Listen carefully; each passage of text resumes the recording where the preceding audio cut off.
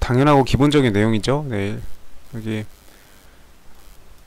앞에 있는 부분 이렇게 해서 밝혀 적어야 된다. 네.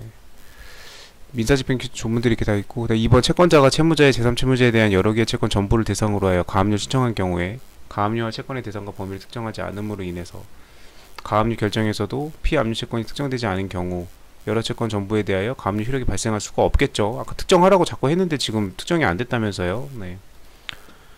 그래서 그럼에도 이렇게 특정하지 않음으로 인해서 여기 지금 특정하지 않음으로 인해서 이렇게 하는 경우에는 압류 등의 효력이 발생하지 않는다. 이걸 지금 이 결과를 지금 정면으로 지금 가압류 효력이 발생한다고 바꿔서 냈죠. 2번이 틀렸네요. 네.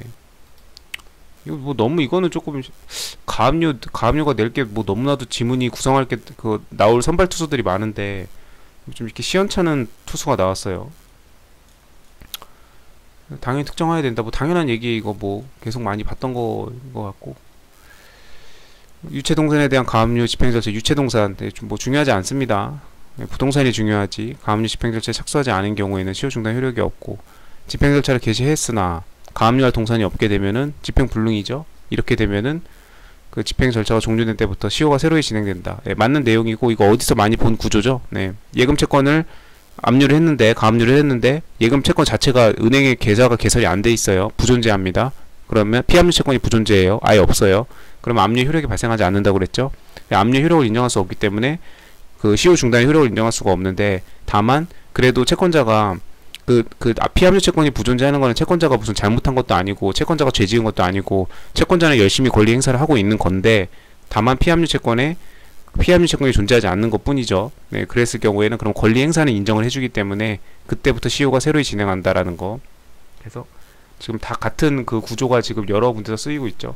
그래서 지금 그 얼굴만 자꾸 가면만 그 뭐 중국의 그 변검 그것처럼 가면만 자꾸 옷만 지금 싹싹싹싹 바뀔 뿐이지, 지금 같은 내용 자꾸 지금 시효가 새로이 진행된다라는 거, 이 종료된 때로부터 이런 거 지금 2023년도 12월 14일 판례였나? 하도 봐가지고 이제 막 판례 날짜랑 번호까지 외우죠.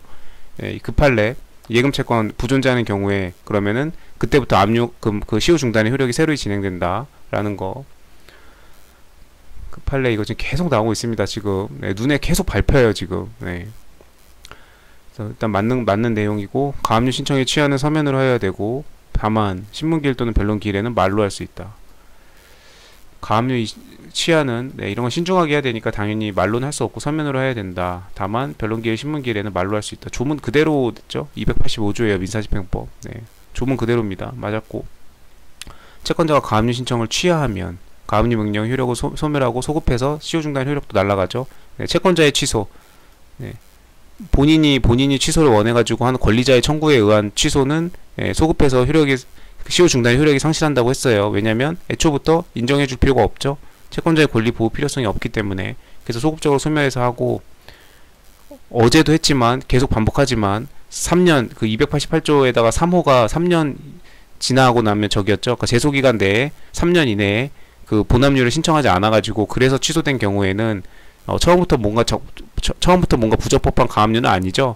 예, 채권자는 권리 행사를 하고자 하였으나 어떤 사정으로 인해서 제소기간 3년이 지나도록 288조 3호의 사유가 지나도록 그걸 안 했을 때 제소기간 도과로 인해서 가압류가 취소된 경우에는 그때는 소급해서 시효 중단의 효력이 소멸하는 게 아니고 그때부터 새로이 소멸시효가 진행한다. 민사 서류 아니면 민법에 무조건 나온다고 했습니다. 올해 아니어도 내년이고 반드시 나올 거고 올해 강력히 예상됩니다. 민사 서류, 민법 둘 다 강력히 예상이 돼요. 어느 쪽이든 나올 겁니다. 지금 수도 없이 지금 그 문제마다 지금 자꾸 지문들이 그 반복해서 나오기 때문에 반복해서 지금 뭐 계속 할 수밖에 없죠. 그래서 뭐 맞는 지문. 그래서 답은 아까 어디였죠? 네, 2번 답은 쉬웠어요.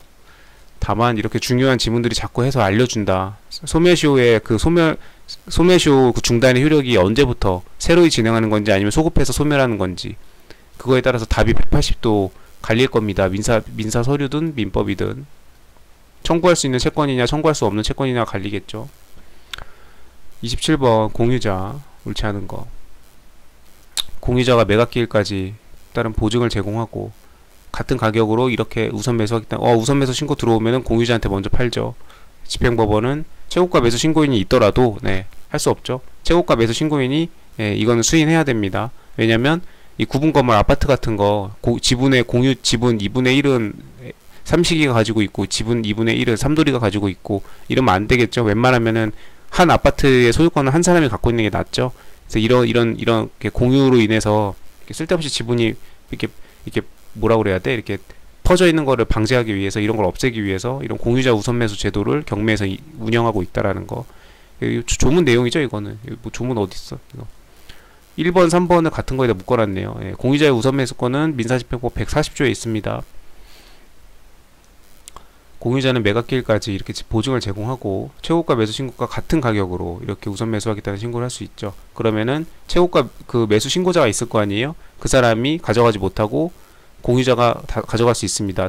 다만 공유자가 지 멋대로 아무렇게나 금액을 대충 내고 조금만 내고도 이거를 취득하면은 안 되기 때문에 최고가 매수 신고인이 있다면 그 사람이 제시한 최고가 매수 신고액을 기준으로 공유자가 이 금액을 낸다고 했을 때 그러면 이 사람한테 기회를 우선순위를 주겠다 이겁니다.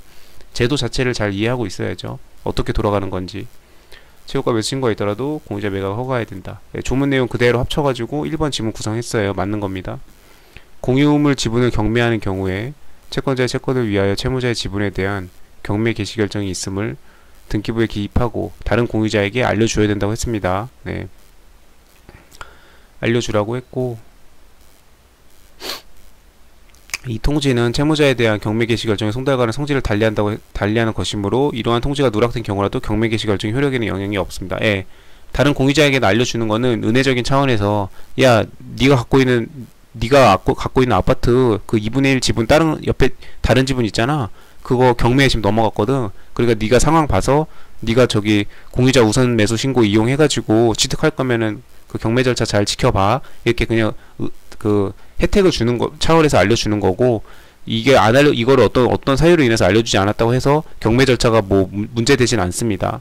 경매 개시 결정의 효력의 자체에는 영향이 없어요. 근데 경매 개시됐을 때 그 채무자, 그 집 넘어간 사람, 채무자가 곧 소유자의 가능성이 높죠. 물상보증인이 아닌 이상해야 그 채무자 및 소유자인 그 사람에게는 경매 그걸 알려줘야죠. 니네 집 경매 넘어가서 이건 알려줘야죠. 임차인도 아니고. 그 때문에 그 집주인 본인한테는 꼭 알려준다.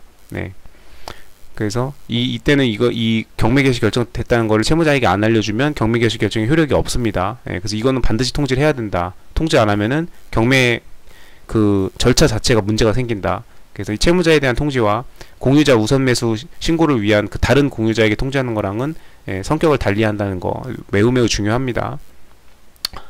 이러한 통지가 누락된 경우라도 경매 개시 결정 효력에 영향이 없고, 그러나 공유자에게 매각 기일과 매각 결정 기일을 통지하지 않으면 매각 허가 결정에 대한 즉시항고 사유는 되죠. 절차에서 이런 걸 통지를 해주라고 그랬는데 통지를 안 했으니까 그 공유자 입장에서는 이거 왜 민사집행법에 통지해주라고 돼 있는데 왜 통지 안 해줘 이러고 따질 수는 있죠. 따질 수는 있는 거고, 경매 개시 결정 효력이 없는 거랑 따질 수 있는 거랑 이거는 서로 영향을 끼치지 않습니다. 이 사람은 이 사람 권리대로 따질 수 있는 거고, 다만 그리고 경매 개시 결정의 효력에 영향이 없도록 입법 정책적으로 경매 절차에 그걸 위해서 채무자에게 통지를 안 한 것과는 그 정도 느낌이 다른 거기 때문에 달리 차별 취급하는 거죠. 근데 이건 헷갈리면 안 됩니다. 경매 개시 결정 효력에도 영향이 없다. 그러니까 제대로 진행이 되는 거고 통지를 안 했음에도 불구하고 그렇다고 해서 공유자한테 이거 통지를 안 해준 거에 대해서 따질 수도 없게 하는 거는 말이 안 되죠. 공유자는 공유자대로 절차를 안 지켰으니까 그거에 대해서 따질 수 있어야겠죠. 구분해서 이거는 개념을 이해해야 됩니다. 맞는 거예요. 그 다음에 공유자가 우선 매수 신고를 한 경우에는 최고가 매수 신고인을 차순위 매수 신고인으로 본다. 공유자가 우선 매수 신고를 하면 공유자가 1바로 올라가는 거고, 1바였던 최고가 매수 신고인은 그 공유자 밑으로 차순위로 이렇게 들어간다는 겁니다.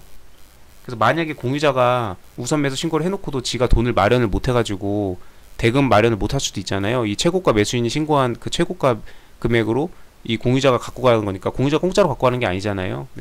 그 때문에 이 사람도 돈을 마련을 못 할 경우가 있기 때문에 그 경우에는 그러면 원래 진짜 최고가 매수 신고인이었던 이 제3자 이 사람이 차순위로 들어가 있다가 이 사람이 그러면 돈을 내고 갖고 갈 수가 있겠죠.